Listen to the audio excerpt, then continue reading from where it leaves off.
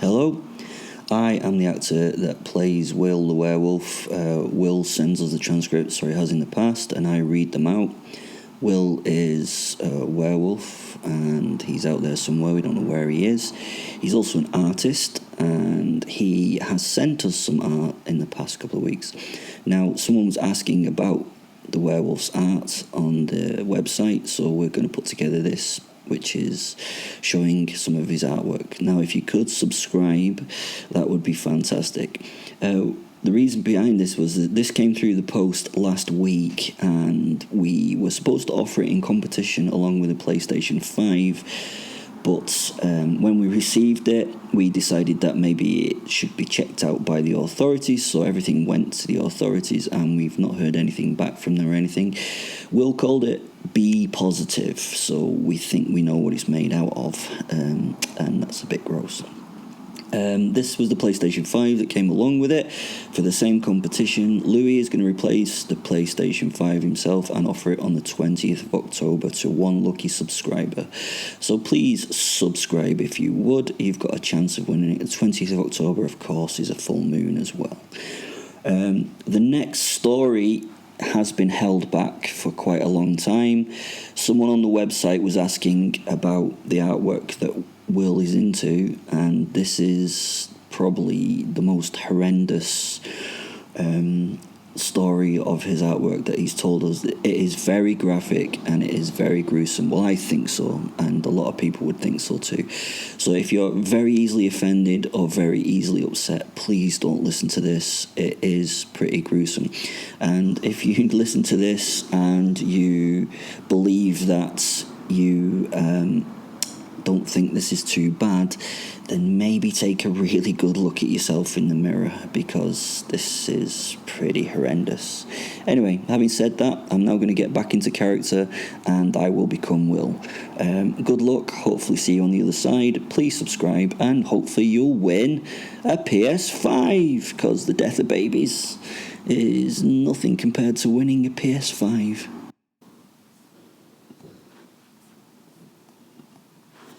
My art studio is set up so I can do my essential, groundbreaking work. Art that is going to change the world. It was the site of my best structured destruction of those humans, and in it I would not be disturbed as I carried out my work. Well, some would call it work. It was just all pleasurable exploration to me, exploration of death. There were several pieces in progress around the room. All of them were at various stages of destruction and, I suppose I would say, construction at one point. It's all depending on your point of view. I'll talk you through one of my latest pieces. The giant crucifix hung from the wall of my studio. It had been taken from a medieval church in Poland. I'd removed that well-known fool who died for your sins, that Jesus Christ character, and I'd replaced him by her.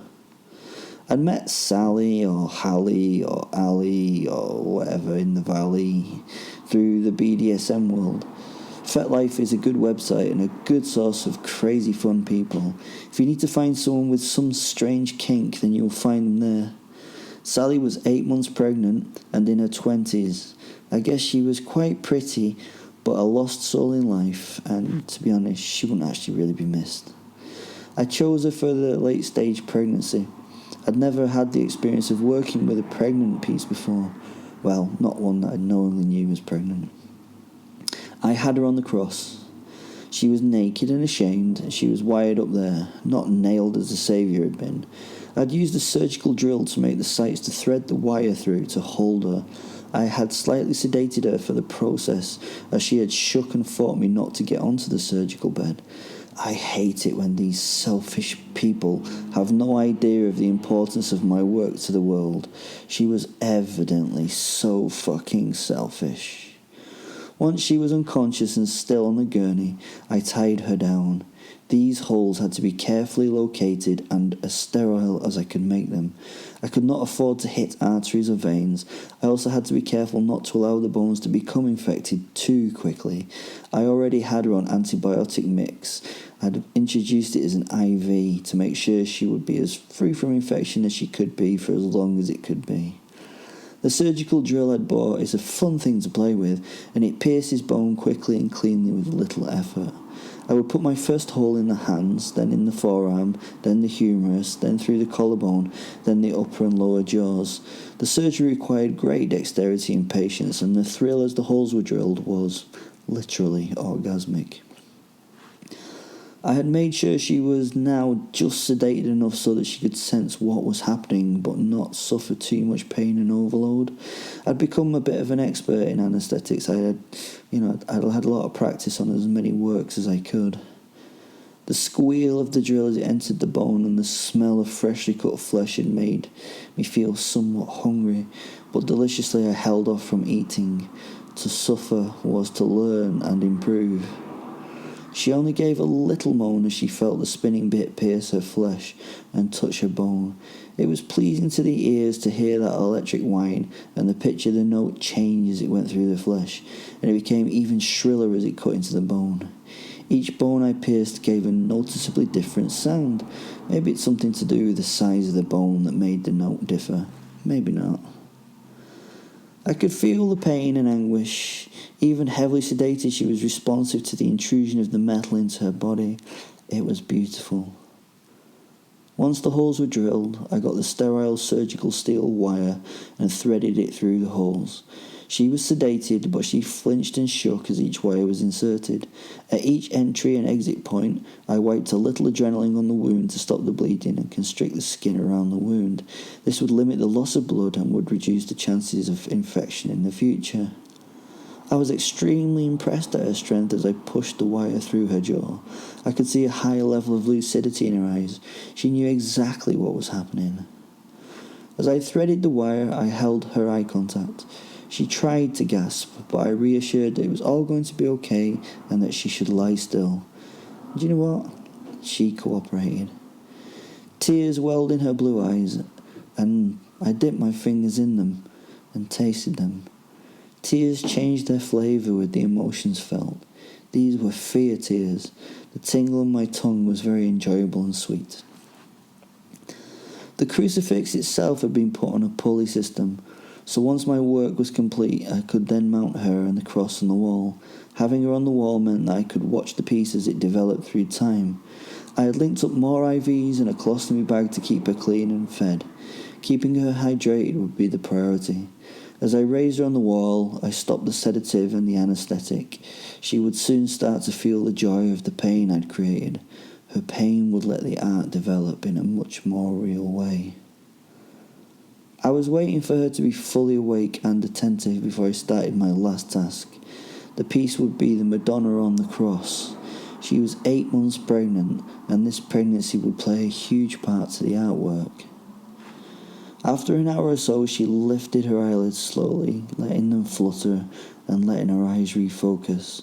They were clear now and focused for the very first time. I got up and began to tighten the system of wires that held her to the cross.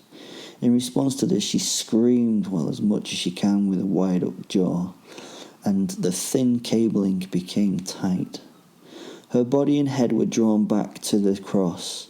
She did not try to struggle, as struggling in itself would make the pain much worse. Her body now was locked and immobile. Her eyes were the only thing that she could move, and they flashed around the room as though looking for help from some quarter. I lowered the cross once more, just one more time so that I could do my final incisions and work. With the cross lowered, I could access her lower back, where I placed the cannula between her spine's bones to give her the epidural that she would need in order to survive my next surgery. Once the epidural had been given, I then lifted the cross to an angle that I could access her abdomen. Her sex was already shaved, so that was not a job I needed to do, and I painted on the antiseptic, cleaning the area ready for my first incision. Before I made that cut, I got up and reduced the tension in the wires that held her head in place. This meant that she could move her head. It would be painful to move, but she could. Her jaws were also less constricted, so she had some ability to communicate. I would get the feeling that she felt now. She seemed asleep or maybe unconscious, so I shook her head until her eyes fluttered open again. She was about to scream, so I smothered her mouth with my right hand. As she became quiet, I waved the scalpel before her eyes with my left hand. She looked at the blade and tried to shy away from it. She was shaking and mewling like when I'm skinning a cat. The sound was very similar to that made by a skinned cat, I suppose. And I do it quite a lot because I don't like cats. Her eyes followed me now as I walked back to the front of her body. Her eyes never left my own. She could not get away. She was sedated and held tight enough that physically she could never get away. The light sedation and epidural also meant that she could not escape mentally. She would be awake and lucid through this process. I brought a seat forward and swung my mask down over my mouth and put on a pair of clear spectacles to stop anything from entering my eyes or mouth during the surgery. Before beginning, I asked her if she was ready. She shook her head. She tried to speak, but it was all impossible to make out. I had a very helpful textbook to help me with my next task. I now focused on the spot that would be the site of my incision. It was just above the pubic bone and would be careful and deep. As I placed my hand on the flesh, she flinched and I felt her heart rise. I smelt the hormones dumped into her system through the sweat that started to glisten on her skin. These were the little things that built the excitement for me. I started the incision from left to right along the top of the pubic bone. The skin parted beneath the sharpened blade, and the adipose fat tissue of her abdomen became visible in the cut. There was blood, but not too much for the size of the incision. She was bellowing her hatred at me now, screaming and crying at the brutalizing thing that I was doing to her body. I was actually slightly disappointed, as I knew that she could not really feel any of the work that I was undertaking. Well, not very much anyway. She shook a little, which fucking annoyed me, as I was trying to get an immaculate cut. Then I realised there was no requirement for this, as I would not be fixing this mess once it had all been done. There would be no sewing up and no recovery for this one. This made me feel a little better, but I still wanted to be very professional. This was going to be recorded for posterity after all. She now shook a little less as I continued my work. I looked back down at the textbook that I had at my feet. I'd made the incision through the abdomen. I would now have to cut my way into the uterus to get to my prize, the little life and soul inside, the totally innocent and totally unprepared baby of this cheap whore. This artwork would be its life work, and it would not be named but be remembered for this ultimate sacrifice for the sake of beauty and education.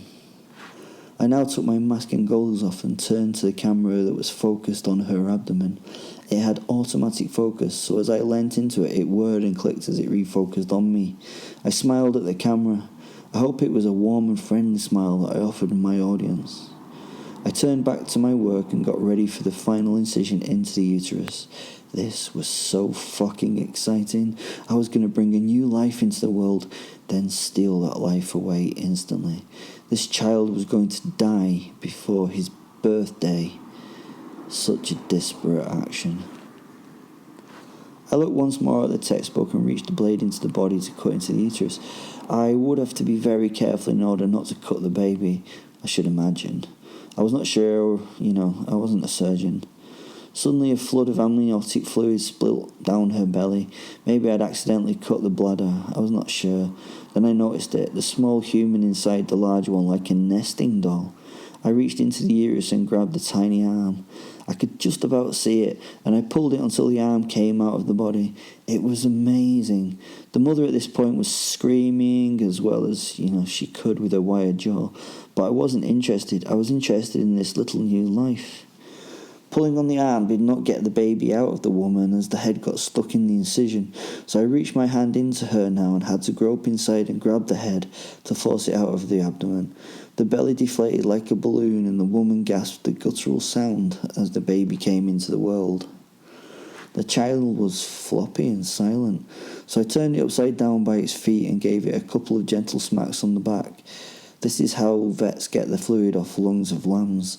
I think I saw it in a documentary or film or something. Mother did not react well to this treatment of her offspring.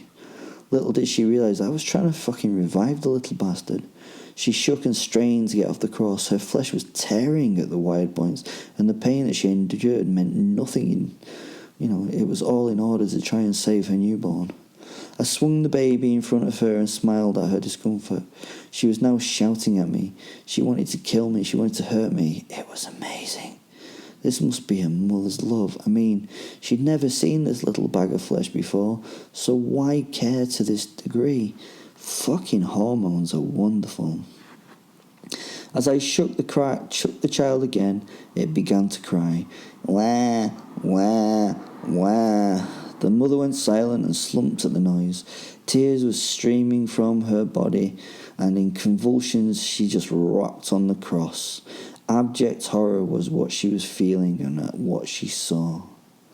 I gripped the umbilical cord that was still linked to the placenta inside the uterus. I wrenched on it and the bloody mass came out and hit the floor. At this abuse, her body had tensed up again, and she had once more let out a cry of horror and despair. Now she hung slumped while I inspected the babe. It was a little boy, so I showed her and mouthed, "Boy," give her the thumbs up, and gave her a big smile of approval. Her weeping became more profound for a few moments.